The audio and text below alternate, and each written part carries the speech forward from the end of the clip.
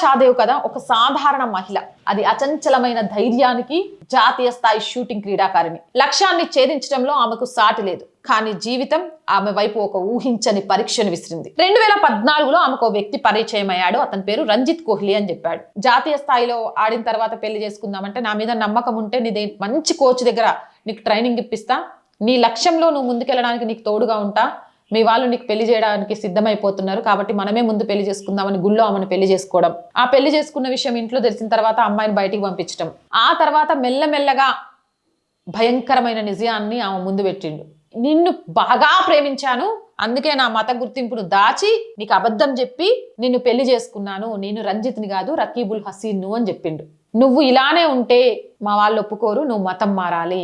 ఆమె జీవితం నరకప్రాయంగా మారింది. రకీబుల్ హసీన్, అతని తల్లి కౌసర్, విజిలెన్స్ రిజిస్టర్గా పనిచేసిన ముస్తాక్ అహ్మద్లు ఆమెను బలవంతంగా మత మార్పిడి చేసి ఒత్తిడి చేసి ఆమెపై పాశవికంగా దాడి చేశారు, చిత్రహింసలకు గురి చేశారు. కానీ తార లొంగలేదు. తన ఆత్మ గౌరవాన్ని, తన నమ్మకాన్ని కాపాడుకోవడానికి ఆ నరకాన్ని భరించింది, కానీ తల వంచలేదు. చివరికి ఆమె ఆ చెర నుంచి రక్షించబడి ఆసుపత్రిలో చేరినప్పుడు కన్నీళ్లు పెట్టుకొని కూర్చోలేదు.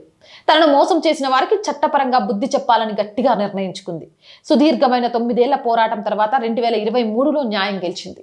సిబిఐ కోర్టు రకీబుల్ హసీన్కు జీవిత ఖైదు, అతని తల్లికి 10 ఏళ్లు మరియు ముస్తాక్ అహ్మద్కి 15 ఏళ్లు కఠిన కారాగార శిక్ష విధించింది. తారా షాదేవ్ 9 ఏళ్ల పాటు ఒంటరిగా అత్యంత ధైర్యంగా పోరాడారు. నిజం తెలిసినప్పుడు ఏమైనా పోరాడండి, ఒక చిన్న అవకాశం వచ్చిన ఆ చెర నుంచి బయటకు వచ్చి ఈ మోసాన్ని ప్రపంచానికి తెలియజేయండి, వాళ్ళకు బుద్ధి చెప్పండి అని నిరూపించిన ఈవిడ కథ కేరళ స్టోరీ 2లో ఒక అమ్మాయి ద్వారా చూపిస్తున్నారు. కేరళ స్టోరీ 2 అనేది యథార్థ గాథల నుంచి తీసిన సినిమా.